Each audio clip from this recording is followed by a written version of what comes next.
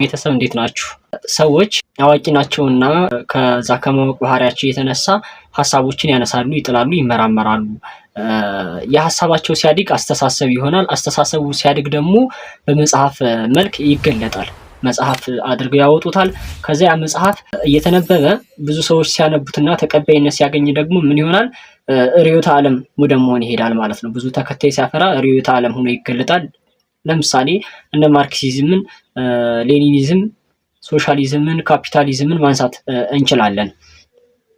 ያ መጽሐፍ ሲያድግ ርዕዮተ ዓለም ይሆናል።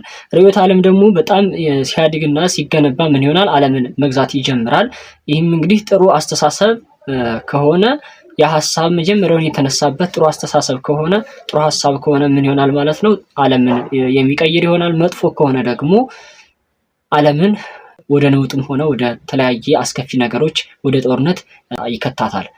ይህም የሚያሳየው እንግዲህ የሐሳብን ምን ያክል ኃያልነት ነው የሚያሳየው። ምክንያቱም ትንሽ የነበረው ከአንድ ሰው የተነሳው ሐሳብ ሲሰፋ ሲያድግ ምን ይሆናል? ዓለምን ወደ መበጥበጥና ዓለምን ወደ መረበሽ፣ ዓለምን ወደ መቀየር የሚያድግበት ሁኔታን ያሳያል። ይህ እንግዲህ የሐሳብ ልዕልናን የሚያሳይ ነው።